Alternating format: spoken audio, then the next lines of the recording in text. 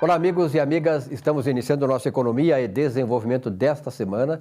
Estamos no mês de agosto de 2018, ainda o frio.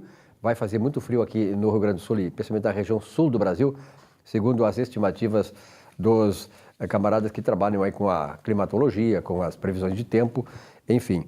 E nos aproximamos assim então do final, da metade já do 8º mês do ano. Daqui a pouco já estaremos no final de 2018. O ano aí da Copa do Mundo, da frustração da Copa do Mundo do Brasil, e o ano das eleições, né? Teremos agora, a partir deste mês que vem, já o início da propaganda eleitoral, no final de agosto, a propaganda eleitoral, que vai nos possibilitar conhecer aqueles que estão querendo ser presidente da República, governadores, deputados federais e senadores da República. Este também é um mês de muitos eventos aqui no Rio Grande do Sul. Anotem aí, ó, de 21 a 23 agora de agosto, nós vamos ter na Fiergues, aqui em Porto Alegre, a Expo Agas 2018. Supermercados, bares, lojistas e demais segmentos do varejo do estado estarão lá. Palestrantes nacionais de destaque, as inscrições, você pode anotar aí, ó, www.agas.com.br. Patrocínio Master Nestlé. E a realização, claro, da Associação Gaúcha de Supermercados. A nossa Agas que faz muito aí pelo segmento, o segmento que é um grande orgulho nosso, porque os supermercados do Rio Grande do Sul, eles têm muitas coisas de ineditismo, a partir, por exemplo, do Zafari em Passo Fundo, onde nasceu o Zafari. Hoje o Zafari está em todo o estado, está em outros estados também, com destaque para São Paulo. Tudo com digamos assim, a liderança dos primeiros e dos atuais presidentes e diretores da Associação Gaúcha de Supermercado, que sempre fizeram muito pelo segmento. Bom, vamos iniciar nosso programa desta semana, abrindo espaço aí para o segmento Conversando sobre Contabilidade.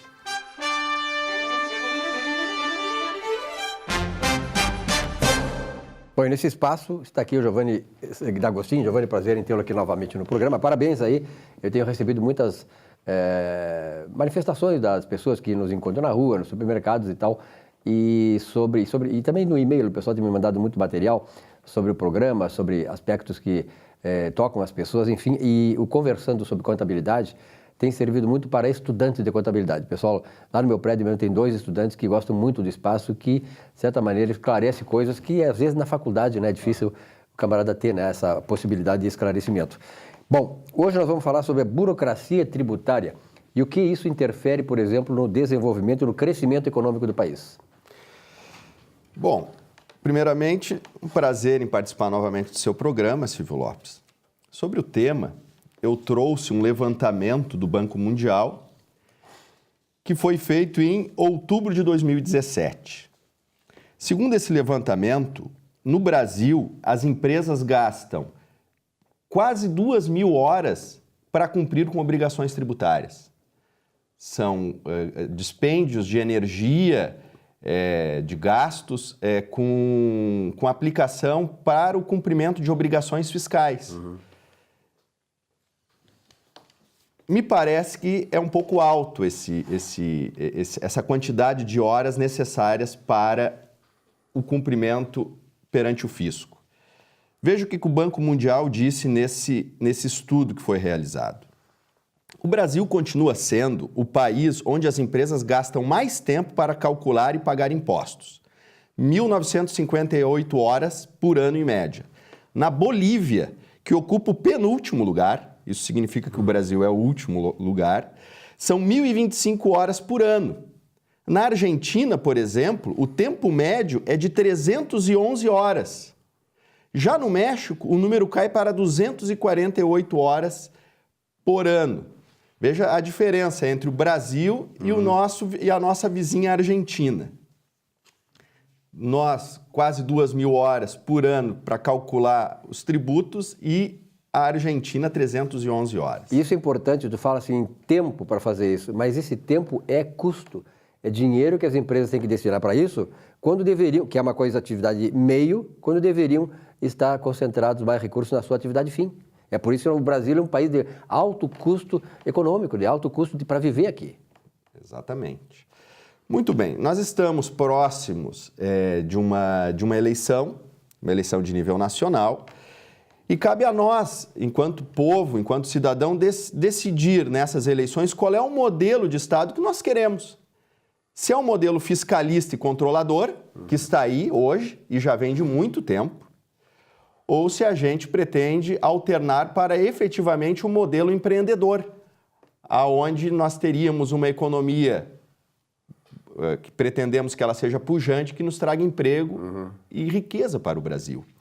Então eu trouxe uma breve retrospectiva acerca desse problema que o Brasil enfrenta, uma retrospectiva em termos de atos de governo. Porque o governo, ele não institui tantas obrigações porque acordou de manhã, vou instituir uma obrigação. Não.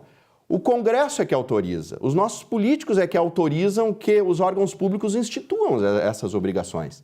Então, o presidente e o Congresso. Não adianta o presidente querer instituir uma obrigação se o Congresso não deixar. Porque tudo no Brasil está na Constituição que ninguém é obrigado a fazer senão em virtude de lei, não é? Então, é muito importante a eleição para o nosso parlamento. O que não significa dizer que nós somos um regime presidencialista, que o presidente faz o que quer, né? Ele tem que passar pelo Congresso Nacional. Muito bem. Então, antes de 2001, nós já tínhamos obrigações fiscais e elas não eram poucas. Me recordo que muitos empresários, naquela época, ainda reclamavam, já desde aquele tempo reclamavam da quantidade de obrigações fiscais que as empresas eram compelidas a cumprir. Muito bem, em 2001, no fim do mandato do presidente FHC, através da medida provisória 2200, no artigo 11, o presidente autorizou a utilização de documentos fiscais eletrônicos através dessa medida provisória. Essa medida provisória, até hoje, ela vige. Então, ali começou o início da excessiva burocratização tributária, a meu juízo. Em 2005, o CONFAS, que é presidido por membros da Receita Federal, instituiu a nota fiscal eletrônica através do ajuste SINIEF 7. A aplicação da nota fiscal eletrônica foi paulatina, né? Não começou ela efetivamente para todos os contribuintes em 2005, mas ali foi o primeiro ato concernente à instituição da nota fiscal eletrônica. Em 2007, foi instituída, através do decreto 6.022, o Lula instituiu o Sistema de Escrituração Digital, o SPED. Então, esse decreto foi que instituiu efetivamente todos os livros, os documentos fiscais eletrônicos e digitais. A partir da edição desse decreto, a nota fiscal eletrônica foi efetivamente aplicada por diversos contribuintes de diversos tamanhos, não é? Em 2007, a Receita Federal instituiu a escrituração contábil digital, através da IN da Receita Federal número 787. Com isso, as empresas passaram a entregar para a Receita Federal a contabilidade. Porque antes as empresas escrituravam, faziam a impressão dos livros, encadernavam e autenticavam na junta comercial. Então, a partir da Instrução Normativa número 787, foi instituída a escrituração contábil digital, a ECD.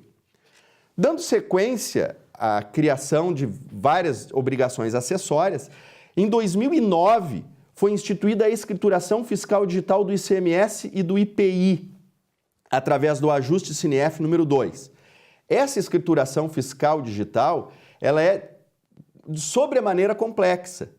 Por quê? Porque todas as operações de entradas e saídas de mercadorias, elas têm que ser escrituradas num aplicativo, e nesse aplicativo são identificadas as notas eletrônicas e as mercadorias vinculadas a esses documentos. Tudo identificado nessa obrigação. Além do registro das notas fiscais de entradas e saídas de mercadorias, ainda essa obrigação concentra o controle de estoques, não é? Concentra os livros de apurações, concentra os controles de crédito do imobilizado, tudo isso feito de forma eletrônica, o que efetivamente faz com que as empresas tenham que honrar com mais horas para o cumprimento dessas obrigações. Mas não terminou por aí, senhores. Em 2010, a Receita Federal instituiu a escrituração fiscal digital do PIS e da COFINS.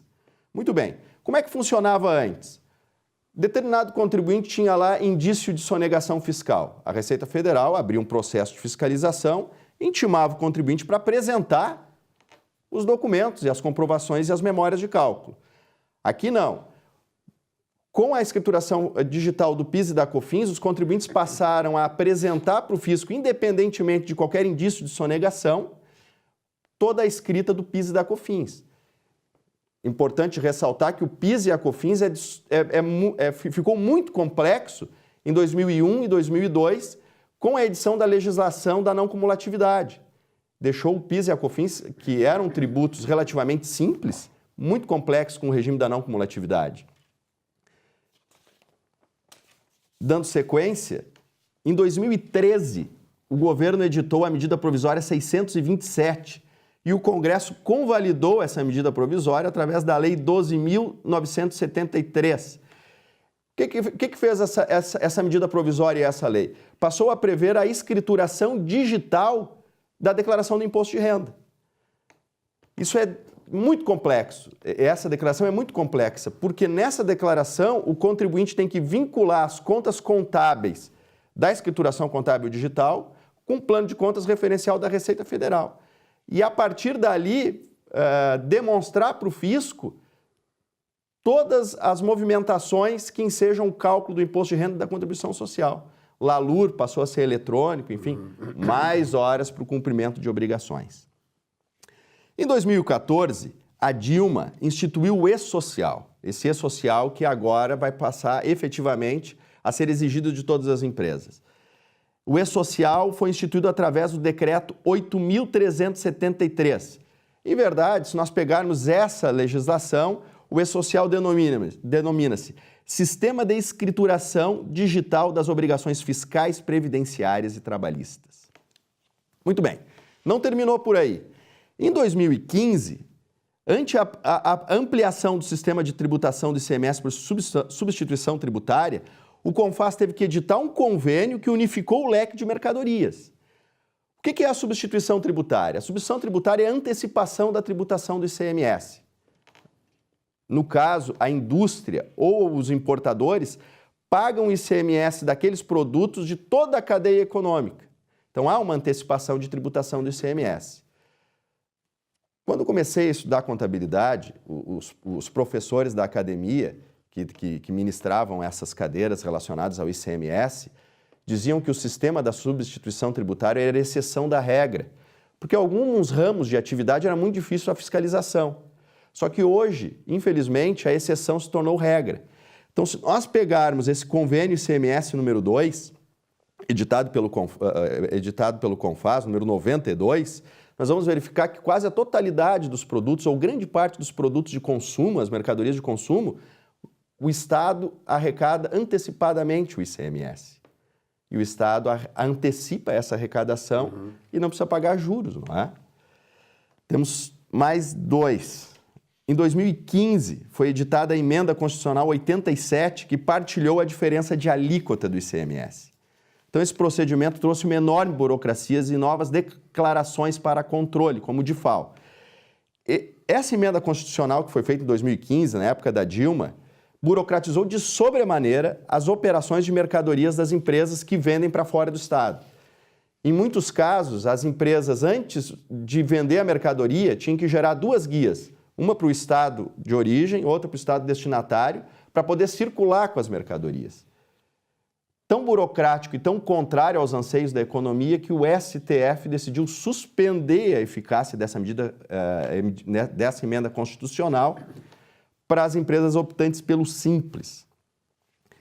Em 2017, o governo instituiu a Declaração Digital das Retenções Tributárias, através da Instrução Normativa 1701 da Receita Federal.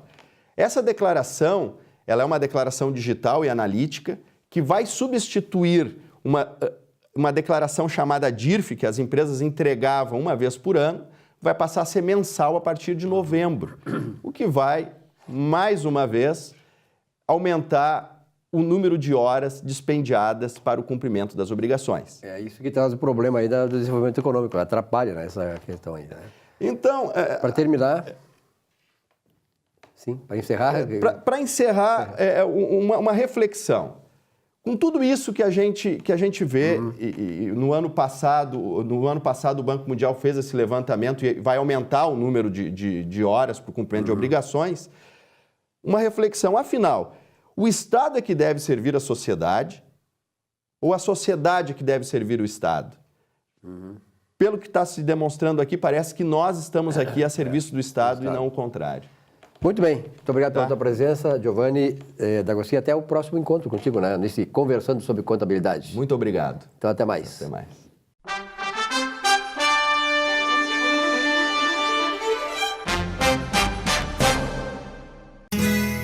Ser gaúcho é preservar as tradições, é valorizar a educação e acreditar que um futuro melhor nasce nas páginas de um livro.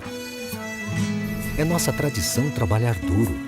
Temos orgulho do suor que escorre do rosto.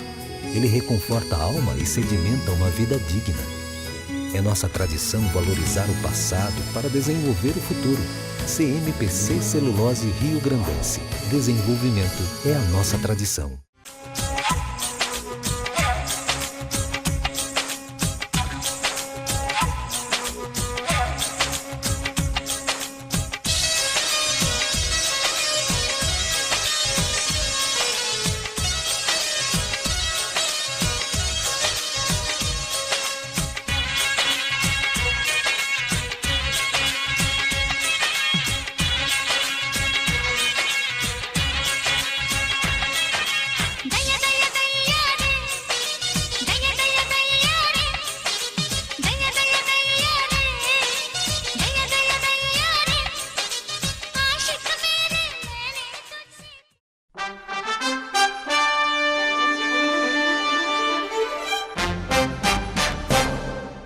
Nardon Inácio Auditores e Consultores, há mais de 50 anos gerando resultados e credibilidade para seus clientes. Sulpetro em favor da revenda do consumidor gaúcho. Celulose Rio Grandense, há mais de 50 anos também contribuindo com o nosso desenvolvimento aqui no estado. Sindareia, construindo um Rio Grande forte. Nesse mês de agosto, como eu falei, né, nós estamos aí num mês de muitos eventos aqui no Rio Grande do Sul e no interior do estado. Acontece, por exemplo, entre 21 e 23 de agosto agora, aqui na sede da Fiergs, nos pavilhões da Fiergs, a Expo Agas 2018. Lojistas, bares, restaurantes e demais segmentos do varejo, como supermercados, que é a coisa mais importante, além de palestrantes nacionais e internacionais. De destaque que estarão neste evento que é patrocinado pela Nestlé, patrocinador master, e realizado pela Associação Gaúcha de Supermercados. Então, quem quiser fazer inscrição, www.agas.com.br. Os eventos da Agas sempre são muito concorridos e tem muito destaque, inclusive nacional e internacional. Bom dia, dona Lília. Bom dia. Estamos gravando aqui numa manhã de quinta-feira, muito frio. Como é que está aquela zona ali da... Bastante fria. Bastante Qual é a fria. zona? Eu cheguei a dizer qual é a zona. São Leopoldo, né? Nosso telespectador já sabe qual é a minha região, né?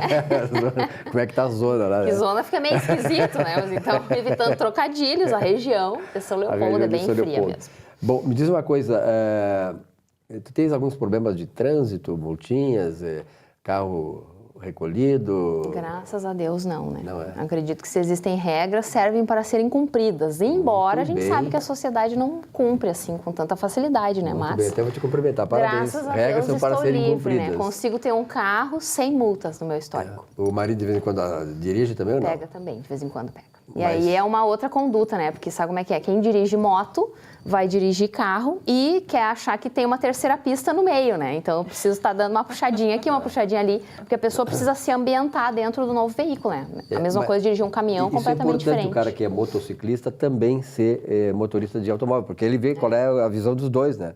Porque aqui nós temos uma especialista recebendo aí a Roxane Ponzi. Bem-vinda. Roxane, bem-vinda aqui no programa. Estar de volta aqui. Né? E a gente fica brincando assim, mas essas coisas são importantes. E a questão do trânsito é uma questão de utilidade pública também, né? Tem muitas novidades assim que acontecem e as pessoas não se percebem.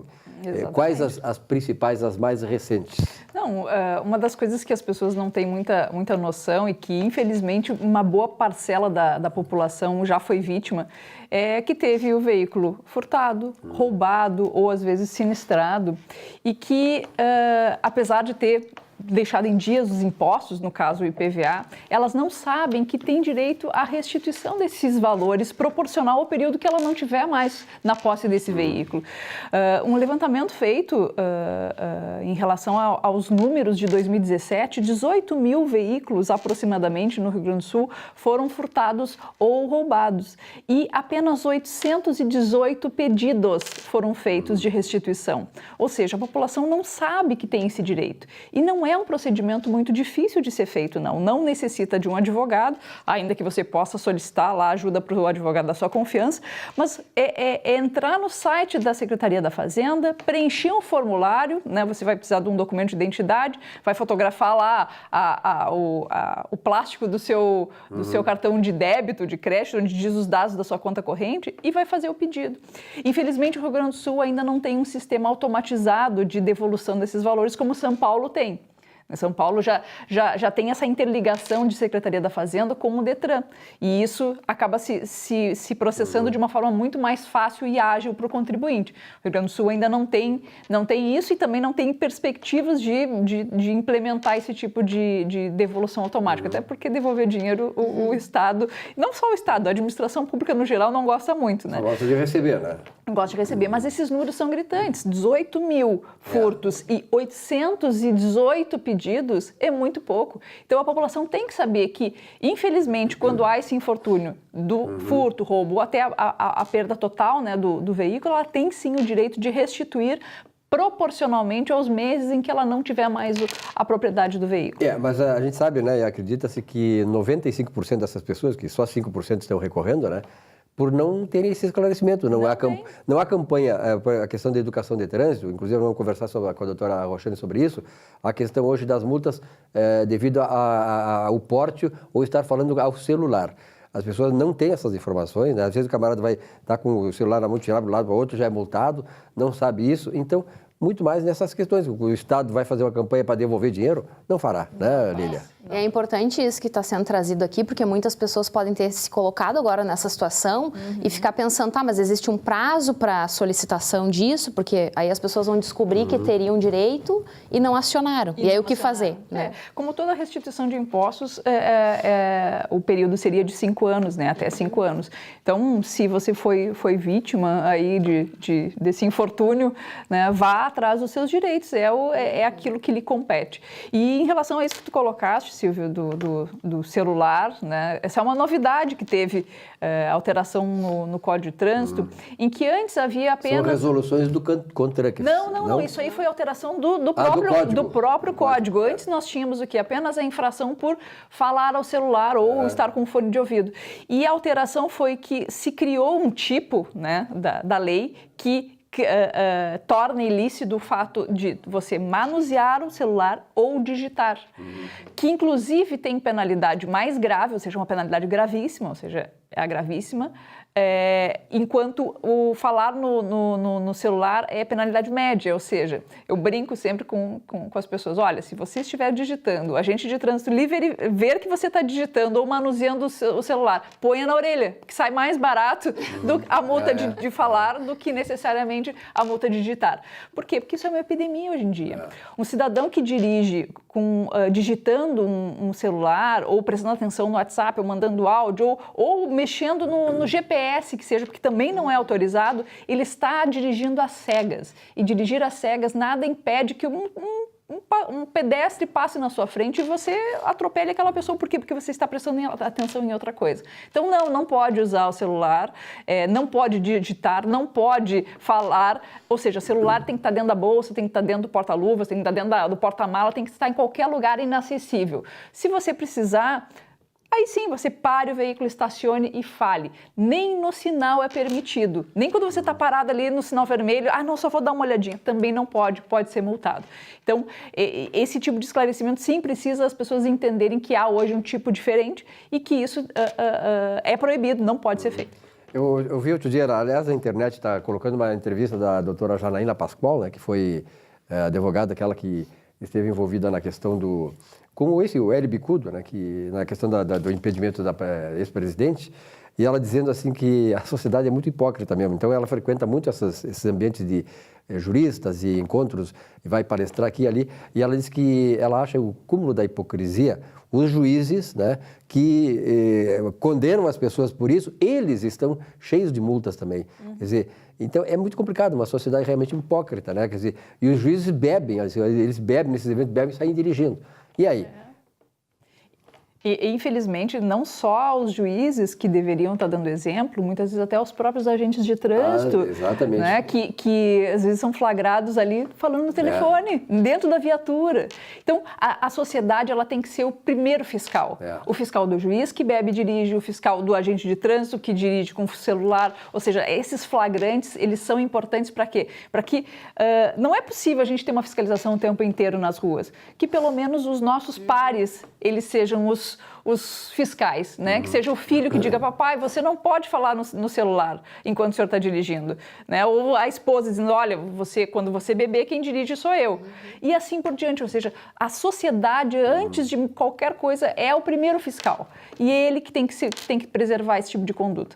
E que a gente possa ter exemplos, né? Porque aquele que cobra tem que ser o primeiro exemplo. Né? Exatamente. Exatamente. Outro dia, por exemplo, teve um jogo aqui, se não me engano, no jogo do Internacional, aqui uma noite dessas, não sei se foi domingo ou segunda-feira, e como eu moro ali próximo, naquela rótula da José de Alencar com a Padre Cacique, aquilo ali ficou um inferno. Por quê? Porque a Beira-Rio, ela é fechada no fim de semana. Tá? Então, o pessoal que se dirige para Ipanema, para a Zona Sul, sobretudo no fim de domingo, o pessoal vem da Serra, vem de passeio, vem de outro lado da cidade, foi impressionante. Eu fiquei 1 hora para chegar em casa, a 200 metros de casa. Por quê? O sinal fechava, abria, o trânsito não andava. E aí, meus amigos, nenhum azulzinho apareceu. Nenhum. Será que porque era à noite, era quase 8 e pouca da noite? Quer dizer, isso que a gente critica na IPTC. Quer dizer, ali tinha que ter um azulzinho para coordenar o trânsito, porque foi uma baderna, os caras entravam por cima da calçada, assim, e não tinha um azulzinho. Quer dizer, nesses momentos, até porque eu acho uma burra, mas me parece que é uma lei, essa lei que impediu que fecha a Beira-Rio no fim de semana, no domingo. Quer dizer, pelo amor de Deus, nós queremos tornar a orla do Guaíba um ponto de atração turística, vem ônibus, vem trazendo excursões para visitar aquela área de Porto Alegre, graças a Deus começamos, e é proibido transitar. Quer dizer, pelo amor de Deus, também a lei não ajuda em nada, né? Com certeza. Esse bloqueio da Beira-Rio, ele, obviamente, ele tem um intuito que é preservar a vida, porque as pessoas acabaram tomando conta do local, né? Exatamente, e aí para evitar acidentes, atropelamentos, mas tudo tem os dois lados da moeda. Né? Para algumas situações tem que se procurar alternativas, principalmente nos casos de jogos, né? Um evento grande ali, quer dizer, aí tem que se administrar isso, né? Que aí vira um caos, derrubando tudo. A cidade inteira acaba pagando por uma situação que ainda falta uma alternativa. Eu, por mim, o Beira-Rio saía dali, ia lá para Restinga, por exemplo. Acho que é mais fácil se mudar, Silvio. Mandar o Beira-Rio lá para Restinga, assim como o Grêmio não atrapalha o trânsito de Porto Alegre, está lá, não vai estar. Não atrapalha agora, em algum momento já atrapalhou, então há controvérsia. Mas é por isso que nós saímos ali do Olímpico para não atrapalhar. Então, o Inter, quem sabe, pensa, tirar o Beira-Rio daquele lá na Restinga, deve ter uma área boa lá. Né? É verdade. Roxane, mais alguma novidade no trânsito? Não, olha, na verdade, a ideia hoje era justamente trazer essa informação de utilidade pública. O pessoal aí vá atrás da sua restituição de IPVA, porque o dinheiro está lá parado e provavelmente talvez não esteja sendo bem destinado. Procure seus direitos, vá atrás, não precisa de advogado, entra no site da Secretaria da Fazenda, está tudo lá autoexplicativo. E tem mais uma coisa, a doutora Roxane, certamente ela sempre vem aqui, seguidamente ela vem aqui para trazer esses esclarecimentos, mas você pode fazer uma ligação até para o pessoal que trabalha com ela lá, que dá mais detalhes, que às vezes o pessoal não pegou, não conseguiu, né? Exatamente. Como é que faz o contato com vocês lá? Pelas redes sociais, você pode procurar, coloca no Google lá, é fácil de encontrar. Então tá, e aí? Muito bem, foi útil para mim, tivemos 2 situações. Só que na bancada temos 2 exemplos de restituição que serão encaminhados. Ó, viu só? Sem saber, a gente não tendo informação fica difícil, né? Tá bom. Roxane, obrigado pela tua presença aqui. Obrigada, Silvia, pela oportunidade. Um rápido intervalo e voltamos em seguidinho aqui com o nosso Economia e Desenvolvimento. Até já.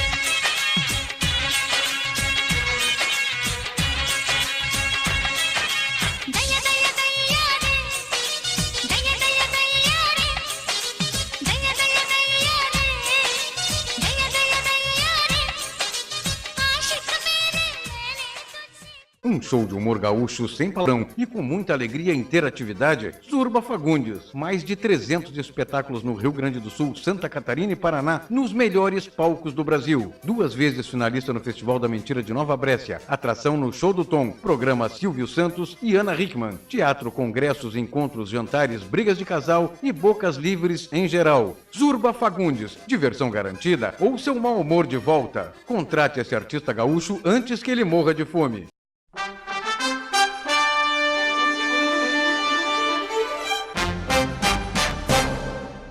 Eu quero lembrar para vocês que este é o mês de muitos eventos aqui no Rio Grande do Sul e o principal deles acontece aqui em Porto Alegre, que é a Expo Agas 2018, dos dias 21 a 23 de agosto, um evento maravilhoso aí que reúne o pessoal dos supermercados, bares, restaurantes, demais segmentos da área de varejo aqui do estado, contando com a palestra de vários palestrantes nacionais e internacionais de destaque, né? As inscrições podem ser feitas aí pelo www.agas.com.br.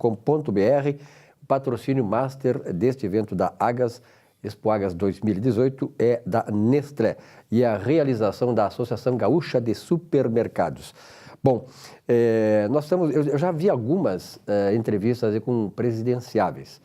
À exceção do que fez o Roda Viva com o Bolsonaro, que eu acho que foi uma coisa encomendada, né, porque foi algo assim inédito no jornalismo brasileiro, foi uma inquisição que se fez com o Bolsonaro. Não deu. E depois eu vi assim, aqui em Porto Alegre, o Jornal Zero Hora, seus comentaristas da área política, estavam criticando porque ele não apresentou nenhum plano de governo. Ora, ele era um entrevistado. Quem perguntava, quem deveria perguntar eram os jornalistas, que foram naturalmente muito bem escolhidos, até porque o chefe da TV Cultura foi o revolucionário, né, foi um terrorista. Então eles foram muito bem encomendados para fazer aquilo, fazer uma inquisição com o Bolsonaro. Trazer coisas de 60 anos atrás, só olhando para trás, como se eles fossem, né, os baluartes aí da democracia. Não eram. Todos eles, esses jornalistas, são ligados a movimentos terroristas e à esquerda. Então, aliás, que é uma coisa muito da mídia brasileira. Então, o fake news não acontece só apenas na internet, por pessoas avulsas, partidárias, não. O fake news acontece nas grandes emissoras também. Então, tem que ter muito cuidado, porque é outra maneira de fazer fake news. É uma coisa elaborada, né, convincente, parcial e faz uma visão distorcida daquilo que eles querem distorcer.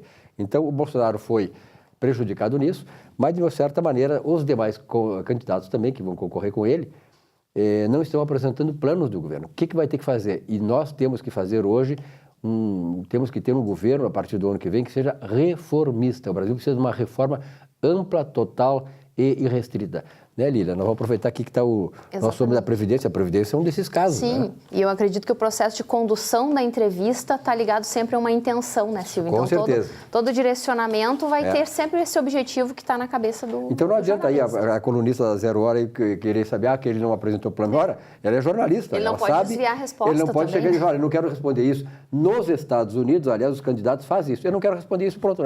Lá é democracia, o cara diz se quer. Agora, só que ele não foi perguntado e ele foi de maneira assim, sarcasticamente, ironicamente, de maneira debochada, tentado explicar o que aconteceu lá há 60, 70 anos. Quer dizer, mas só de um lado, né? Do lado agora, os terroristas que mataram também com a ex-presidente do Brasil e toda essa turma que está atrás desse movimento de esquerda no Brasil, todos eram terroristas. E queriam o quê? Queriam ser tratados a pão de ló? Com rosas? Pelo amor de Deus. Rui Simão, obrigado pela tua presença aqui. Né? O que tu está achando dessa coisa toda aí? A Previdência vai ter que reformar, né? Certeza absoluta, Silvio. Seja quem for que leve a presidência agora, esse ano, obrigatoriamente vai ter que encarar essa reforma. Ela é imprescindível, ela é inadiável. Né? Hoje, o que se tem oficialmente, né? Porque há uma dúvida geral aí quanto à viabilidade da Previdência em termos econômicos, em termos atuariais, que se diz, né? O problema é que não se pode misturar regimes distintos.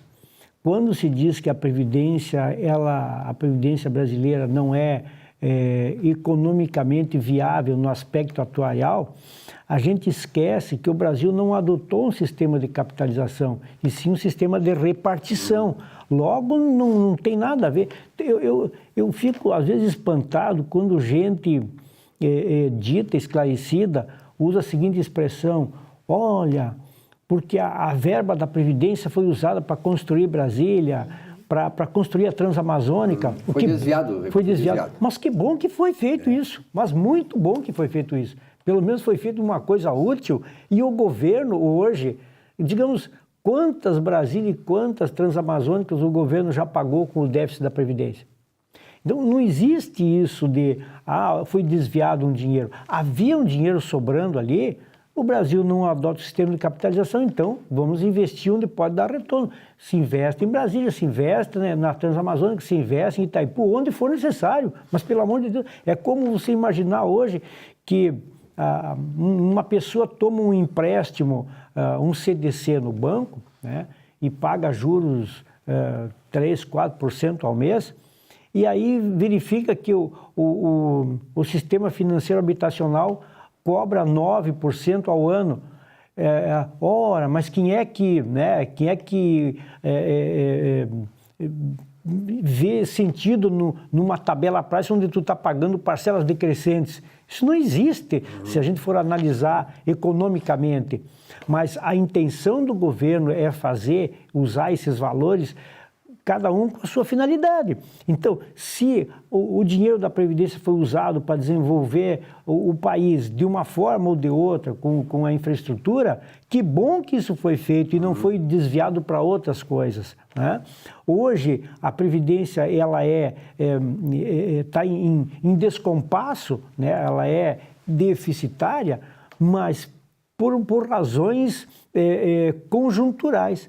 Hoje, o desemprego ocasiona um déficit, mas esse déficit é sazonal, ele não é definitivo. Amanhã depois, a Previdência Social, quando eu digo Previdência Social, estou me referindo ao INSS, não estou me referindo ao regime próprio de Previdência Social de servidores públicos do Estado, dos municípios e da União. Esses têm outro regime, esses têm outra forma de se capitalizar. Então, mas hoje os fundos estão quebrados porque o PT, nesse desgoverno de 14, 16 anos aí, fez o que fez, então... mas a companheirada tinha todas as razões do mundo para chiar. Silenciaram por quê? Deixaram a coisa nesse ponto e agora estão chorando as pitangas. Aí sim que o dinheiro foi botado no ralo, né? Exatamente. Nesse caso do INSS foi utilizado para obras que dão o seu fruto no país. Isso, né? Mesmo. E esses aí foram roubados pela era PT. Sumiram no ralo. Esse não tem a menor chance de recuperar para alguma coisa. Pois é, mas não adianta mais hoje. Agora, chorar o leite derramado não vem ao caso, nem adianta. Então, o que tem que ser feito? Objetivamente, reformar a Previdência, ganhe quem ganhar, né? Há um zum até, Silvio, que até o governo atual, até o Temer, está tensionando investir ainda na reforma da Previdência. E ele usa um argumento muito simples. Se ele tem mais 2 meses de governo ou 3, né? Gente que não se reelegeu, por exemplo, gente que está entrando nova, e um que outro que já tinha, né, essa capacidade de vislumbrar que a Previdência tem que ser reformada, somando esses 3 ou 4 interesses, talvez você consiga voto suficiente para fazer uma reforma agora mesmo, de outubro até o fim do ano. É possível? É.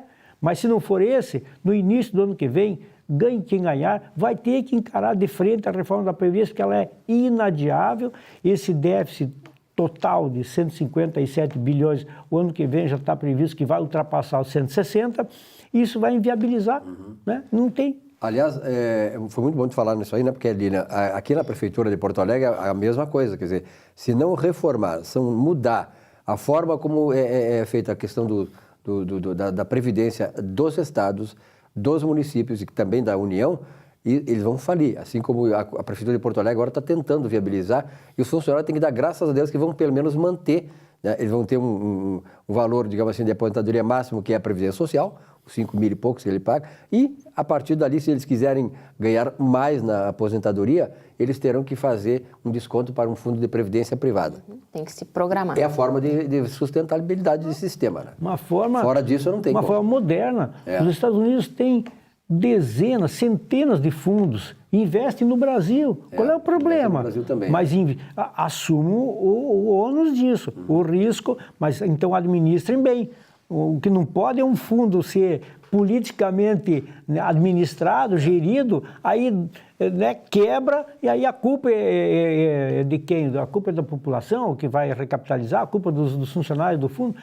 Eles não tinham um representante deles lá cuidando lá no Conselho de Administração, Conselho Consultivo. Mas Conselho agora Fiscal. isso aí vai mudar. O Conselho Monetário Nacional, aliás, o Conselho de Valores Imobiliários estabeleceu agora regras muito rígidas, tu deve saber disso, para a administração desses fundos de pensão. Não pode ser feito mais como é feito, quer dizer, com influência política. O cara nomeia fulano de tal, ele vai investir esse dinheiro do fundo onde ele quiser. Não, agora vai ter que ter regras, o cara vai ser responsabilizado por isso e tem que ter uma administração profissional. E esses fundos de pensão do Banco do Brasil, da Caixa Econômica Federal, dos Correios, né, todos eles foram desviados de maneira, claro, né, o PT queria fazer isso aí, para favorecer o Partido dos Trabalhadores. Então, bilhões e bilhões acabaram falindo Petros, falindo o Banco do Brasil, como é que é o nome? O Previ, e dos Correios também. Quer dizer, essa forma de governar é que nós temos que evitar que aconteça. Por isso tem que, na eleição que vem, aquele camarada que se comprometa com isso. Não adianta agora o cara chegar, eu vi um candidato aí dizer que, Ciro Gomes, porque não vão fazer isso, vai reforma isso. Mas como? Vai fazer como? De que maneira? Então não adianta chegar e dizer bonitinho, não, porque não sei o quê, porque tem isso, tem aquilo, tem que fazer isso, tem que fazer aquilo, papapá. Tá, esse diagnóstico todo nós sabemos. Agora, como é que vai fazer? A grande questão também, por que ainda não foi feito? Porque se é a solução de todos os problemas, por que a concorrência não está copiando a ideia e colocando em ação, né? Se é uma ideia tão maravilhosa assim, você me fez lembrar agora, e é bem oportuno. Há alguns anos atrás, havia, tu deve lembrar, uma quebradeira muito grande de consórcios. Sim.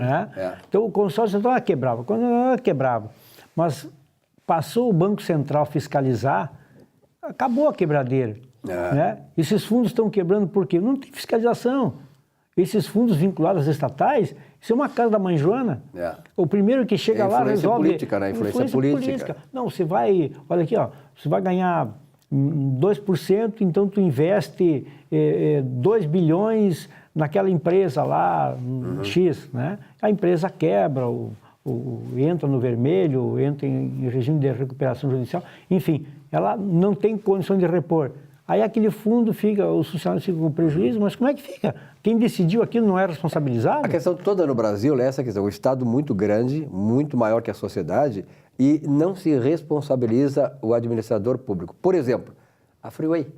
A Freeway está agora desassistida, não tem ninguém que cuide da Freeway, quer dizer, os caras, nós não estamos pagando pedágio, mas, no entanto, não estamos tendo o serviço que tínhamos, isso. Por quê? Falta de gerenciamento. E a responsabilidade do administrador, onde é que está? Quem era o responsável por isso? Enquanto nós não punirmos essas pessoas que estão lá e têm que ser responsáveis pela sua determinação, pela administração daquilo que é um bem público, nós não chegaremos a lugar nenhum. Quer dizer, os caras fazem, não vai acontecer nada comigo mesmo, então ele deixa isso acontecer. Quer dizer, como é que um camarada ali, né?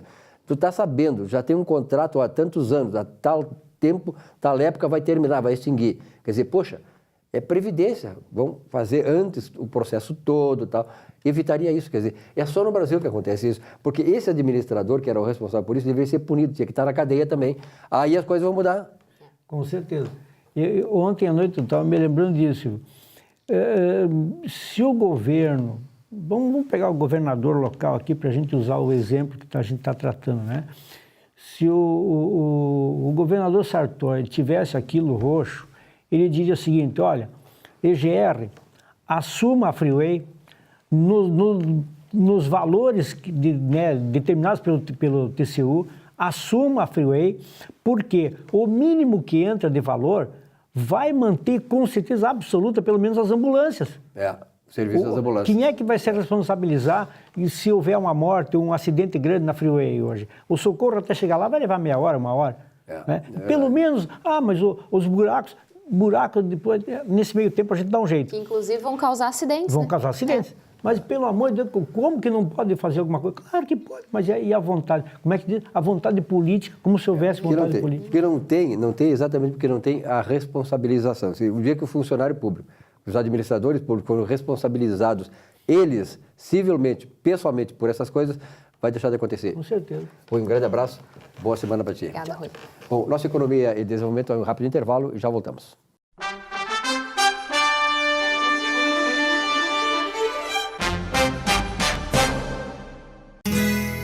Ser gaúcho é preservar as tradições, é valorizar a educação e acreditar que um futuro melhor nasce nas páginas de um livro. É nossa tradição trabalhar duro. Temos orgulho do suor que escorre do rosto. Ele reconforta a alma e sedimenta uma vida digna. É nossa tradição valorizar o passado para desenvolver o futuro. CMPC Celulose Rio Grandense. Desenvolvimento é a nossa tradição.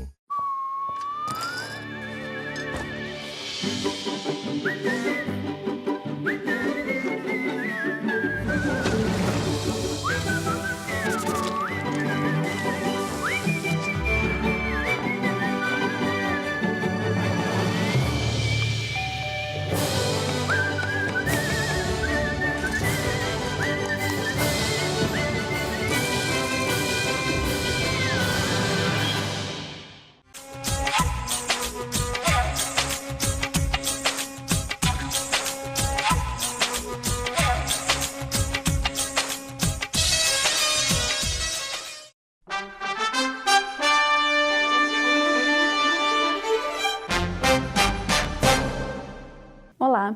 No espaço do Direito do Trabalho de hoje, vamos falar de algumas mudanças recentes que regulamentam a nova lei. Depois que a medida provisória número 808 foi modificada, modificou diversos pontos da lei, da reforma trabalhista, depois que ela perdeu a validade em abril, o governo decidiu fazer uma espécie de regulamentação do texto usando outros caminhos. O Ministério do Trabalho está publicando portarias e a mais recente trata da contratação de autônomos e do trabalho intermitente.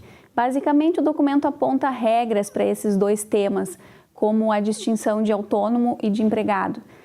Especialistas de direito trabalhista entendem que há fragilidade jurídica na medida, porque o governo está tentando regulamentar a lei por portaria, e esse não é o formato legal. Tampouco o ministro do Trabalho tem essa competência.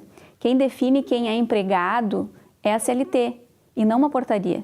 Há muitos pontos que não são claros e são frágeis na lei. A portaria fala sobre contratação de autônomo, dizendo que se cumpridas por este todas as formalidades legais, com ou sem exclusividade, de forma contínua ou não, fica afastada a qualidade de empregado prevista na CLT. Não caracteriza a qualidade de empregado prevista na consolidação das leis do trabalho o fato de o autônomo prestar serviço a apenas um tomador de serviço. O autônomo poderá prestar serviços de qualquer natureza a outros tomadores de serviço que exerçam ou não a mesma atividade econômica, sob qualquer modalidade de contrato de trabalho, inclusive como autônomo. Fica garantida ao autônomo a possibilidade de recusa de realizar atividades demandada pelo contratante, garantida a aplicação de cláusula de penalidade caso esteja prevista em contrato. Motoristas, representantes comerciais, corretores de imóveis, parceiros e trabalhadores de outras categorias profissionais reguladas por leis específicas relacionadas a atividades compatíveis com o contrato de autônomo não possuirão a qualidade de empregado. Presente a subordinação jurídica, será reconhecido o vínculo empregatício. É preciso estar atento a isso. Sobre o trabalho intermitente, a portaria fala que o contrato de trabalho intermitente será celebrado por escrito e registrado na carteira de trabalho e previdência social, ainda que previsto em acordo coletivo de trabalho ou convenção coletiva. O valor da hora ou do dia de trabalho, que não poderá ser inferior ao valor horário ou diário do salário mínimo, nem inferior àquele devido aos demais empregados do estabelecimento que exerçam a mesma função, assegurada a remuneração do trabalho noturno superior à do diurno. O empregado, mediante prévio acordo com o empregador, poderá usufruir suas férias em até 3 períodos.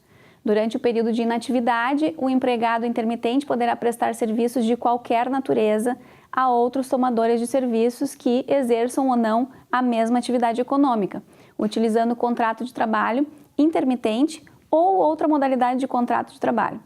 No contrato de trabalho intermitente, o período de inatividade não será considerado tempo à disposição do empregador e não será remunerado, em hipótese em que restará descaracterizado o contrato de trabalho intermitente caso haja remuneração por tempo à disposição no período de inatividade. As verbas rescisórias e o aviso prévio serão calculados com base na média dos valores recebidos pelo empregado no curso do contrato de trabalho intermitente.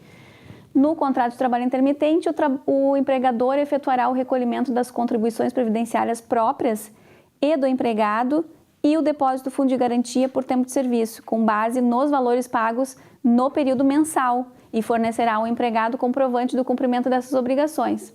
Fato é que toda e qualquer orientação ainda está gerando muita insegurança jurídica e, como eu sempre alerto aqui, é preciso ter cautela e contar com um técnico da área para orientar a tomada de decisão. Hoje ficamos por aqui. Um abraço e até a próxima semana. Bom, nesse espaço do programa, vamos ouvir o comentário do nosso amigo e comentarista Luiz Braz. E aí, Braz, quais são as novidades? Meu amigo Silvio, um grande abraço para você. Nós estamos aqui para falar sobre Porto Alegre novamente, em nome de Zafari Bourbon, onde economizar é comprar bem. Mas olha, o nosso prefeito, Nelson Marquesan, ele até pensa direitinho, só que como ele é muito durão, ele não sabe fazer negociações, então as coisas não vão para frente. Por exemplo, ele pensou bem esse negócio da aposentadoria, né? Porque, afinal de contas, Porto Alegre não aguenta mais pagar aposentadorias, não vai aguentar mais esse plano de previdência dos funcionários públicos municipais e uma hora vai acabar estourando e é claro que nós vamos acabar pagando a conta. E os funcionários, coitados, aqueles que estão sobrevivendo com as aposentadorias, eles daqui a pouquinho vão ter dificuldades. Então o prefeito fez bem e de repente coloca na Câmara um plano para que, de repente, estas aposentadorias possam continuar sendo pagas.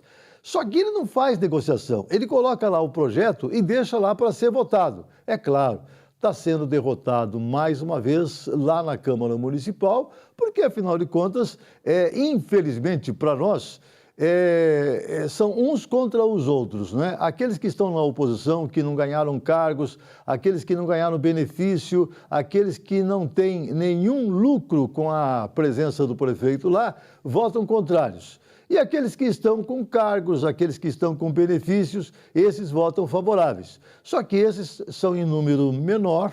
Então, por isso, o prefeito está perdendo essas disputas, até porque não sabe negociar, ele não sabe conversar, ele não para realmente para fazer com que um projeto seu possa ir para frente.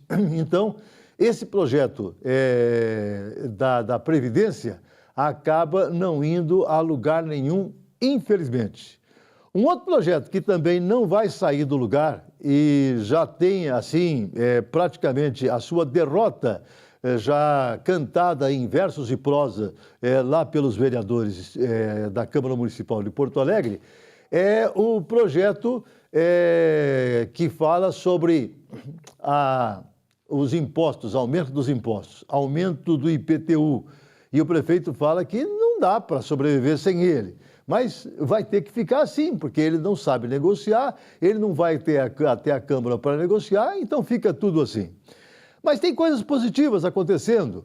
Por exemplo, um hospital, o Hospital Santana, né, Lar Santana, ali ao lado do Hospital Espírita, esse hospital vai oferecer ali cerca de 200 leitos. Ele não está pronto ainda totalmente, só uma parte que foi entregue ontem, 28 leitos foram entregues e vai cumprir um papel realmente muito importante na saúde aqui na nossa região. Porque, afinal de contas, ele vai oferecer vários leitos para jovens com problemas de drogadição. E vocês sabem que nós temos realmente este problema crescendo cada vez mais em nossa cidade. Infelizmente, o secretário de Segurança do nosso município também foi embora, também não aguentou, não é? As pressões do prefeito municipal.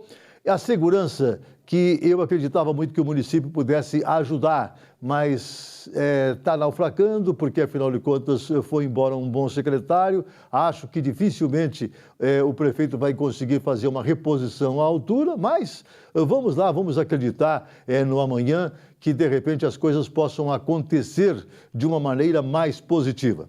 Mas o que eu quero também chamar a atenção é que no dia 1º de agosto teve o dia de sobrecarga da Terra. Quer dizer, nós, seres humanos, nós gastamos todos os recursos renováveis em um ano, exatamente foram esgotados no dia 1º de agosto. Tudo que acontecer depois do dia 1º de agosto é exatamente uma sobrecarga, é um a mais, é aquilo que a Terra não estava preparada, não é?